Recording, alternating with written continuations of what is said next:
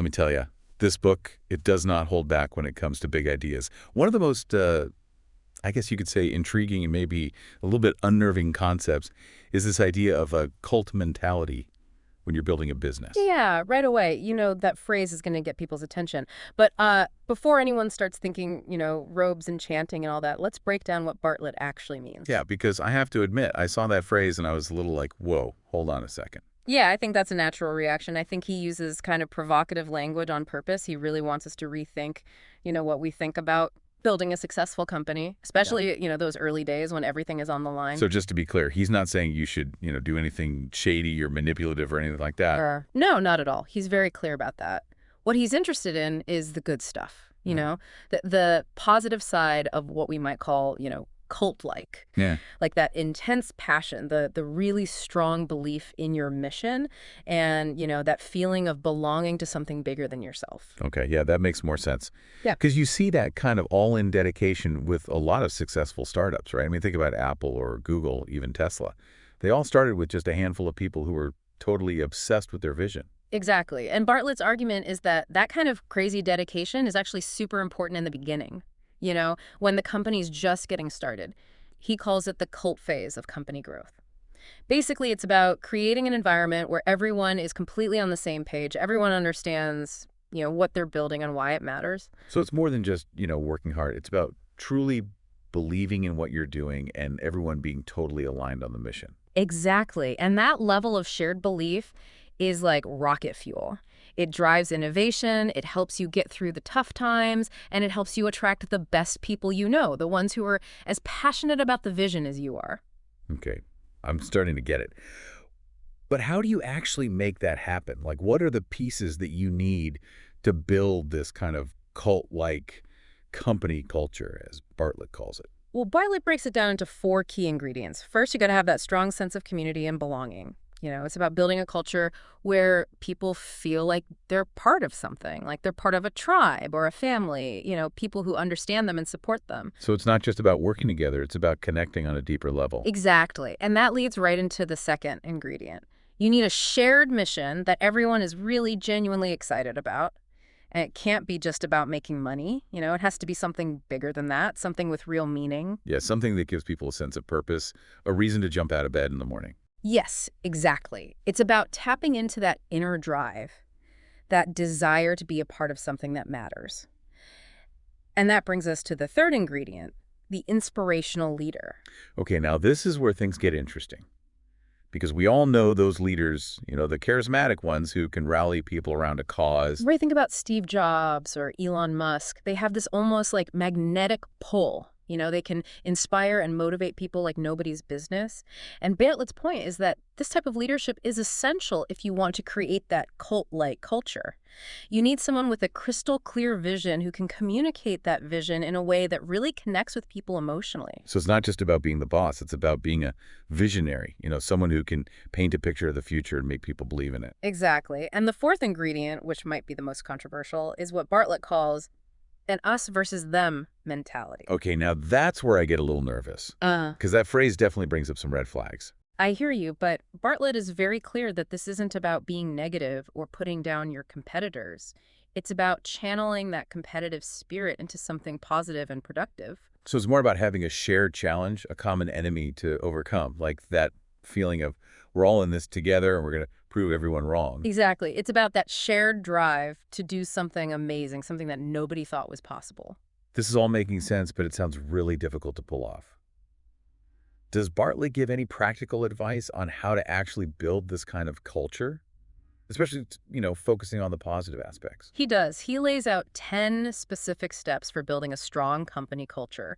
And some of them are surprisingly simple, but they're really powerful when you apply them consistently. All right, let's break down those steps and see how they fit into this whole cult mentality framework. So the first few steps are really about building a solid foundation.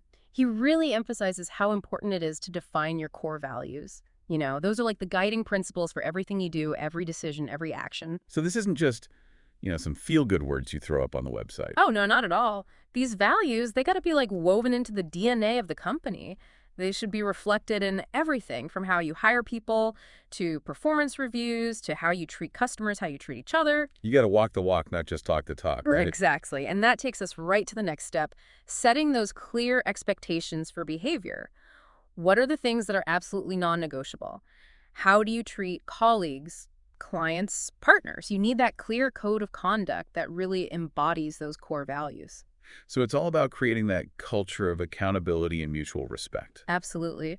And then Bartlett throws in this really interesting idea. He says a truly great company culture needs a purpose that goes beyond just making money.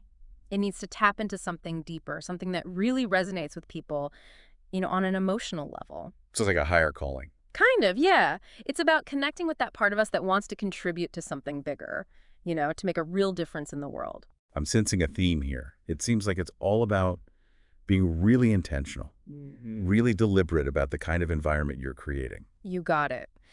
And Bartlett's next steps are all about bringing that culture to life in a real, tangible way. He talks about storytelling rituals, even, company-specific language inside jokes.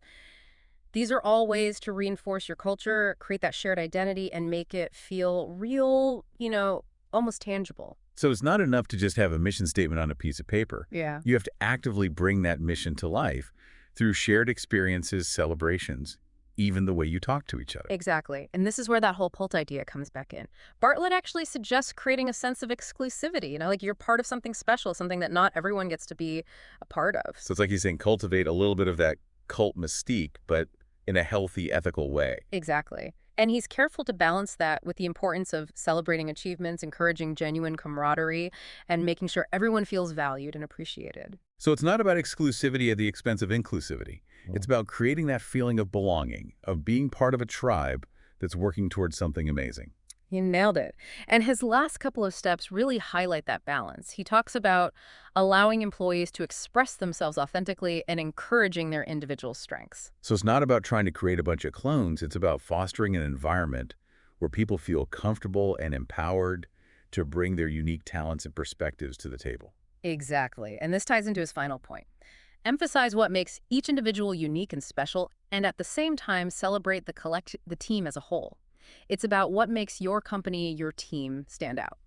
So to sum it up, Bartlett's 10 steps are about being intentional, creating that shared sense of purpose, weaving that purpose into the very fabric of the company, and then empowering people to thrive within that environment. That's a great summary. But here's where things get even more interesting. Bartlett acknowledges that this super dedicated cult-like phase, it can't last forever. Yeah, you can't run a company on pure adrenaline and passion 24/7. People need balance. They have lives outside of work. Exactly. As a company grows and matures, that culture needs to evolve too. You have to find a way to keep those core values and that sense of shared purpose while also creating a work environment that's healthy and sustainable. So it's about adapting and maturing, but not losing sight of that initial passion that drove your success. Exactly. It's about finding that sweet spot between maintaining a strong culture and recognizing that people have lives and needs beyond the company. Okay, so we've been digging into this idea of a cult mentality in business and how it can be, a really powerful way to build that strong company culture. But let's be honest, the word cult, it comes with some serious baggage and for good reason. There has to be a downside to this, right? Oh, absolutely. That kind of intense, all-in dedication, it can be really effective when you're just starting out. But real cults, they thrive on control, and unquestioning loyalty. And that is not healthy anywhere, especially not in a business. Yeah, we're not talking about brainwashing or blind obedience here. So where do you draw the line? How do you create that passionate shared purpose without, going too far? It's a tough balance for sure. One of the biggest risks is burnout. When you're always pushing people to their limits, expecting them to go above and beyond all the time, it can lead to exhaustion, resentment, and, eventually people just start leaving, especially your best people. Yeah, you can't expect people to burn themselves out for the company no matter how great the mission is. Exactly. Another danger is what they call groupthink. When everybody's so focused on, keeping the peace and agreeing with the group, it can really shut down dissent and critical thinking. And that can be a recipe for disaster because you need those different perspectives. You need that constructive criticism to make good decisions and avoid making big mistakes. So how do you build a culture where people feel safe, Hmm. to challenge the status quo, to speak up when they have concerns, to offer different perspectives without messing up that sense of unity and shared purpose. It has to start at the top. Leaders have to be really intentional about creating a culture where it's not just okay to speak your mind, it's encouraged. Assumptions disagree respectfully. They have to be willing to listen to those dissenting voices and really consider those different points of view. That takes a lot of, self-awareness and humility, Yeah. especially for leaders who are used to being the ones making all the decisions. It does. And it also means recognizing that company culture needs to change and adapt as the company grows and matures. What worked when you were a tiny, scrappy startup might not work anymore when you're bigger and things are more complex. Right, the needs of the business and the people in it, they change over time. So you're not saying hold on to that intense cult-like phase forever. Ah, exactly. It's about finding ways to keep those core values, the shared mission, that sense of community. But at the same time, create an environment that's more sustainable, more inclusive, Hmm. a place where people feel valued, respected, and empowered to bring their whole selves to work. So how do you actually do that? How do you evolve the culture without losing that, that spark that made it special in the first place? I think it's about finding ways to make those values a part of how things work without being too rigid or dogmatic. It's about creating systems and processes that support those values, but also allow for flexibility, creativity, and individual expression. So finding that balance between structure and freedom, consistency and adaptability. Exactly. And it's a constant process, not a finish line. Hmm. As the company keeps growing and faces new challenges, that culture has to adapt and evolve right along with it. This has been such an interesting deep dive into Stephen Bartlett's concept of the cult mentality in business. We've looked at the potential benefits and the potential risks, and it's clear that this is a complicated idea. There aren't any easy answers. What really gets me thinking is that this whole conversation really gets to the heart of what it takes to build something truly remarkable. Something that goes beyond just profits. It's about tapping into that human need to be part of something bigger than ourselves, to make a real difference, and to connect with people who share our passions. Yeah, it's about finding that place where individual passion and collective purpose come together, Mhm. where people feel inspired and empowered to do their best work, and where everybody benefits from the journey, not just the end result. So for all of you listening out there, here's something to think about.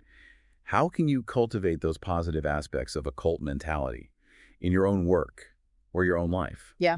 Without crossing any ethical lines or compromising your values. It's a really great question because ultimately it's about creating an environment where everyone can thrive. And on that note, we're going to wrap up this deep dive. Until then, keep those minds working.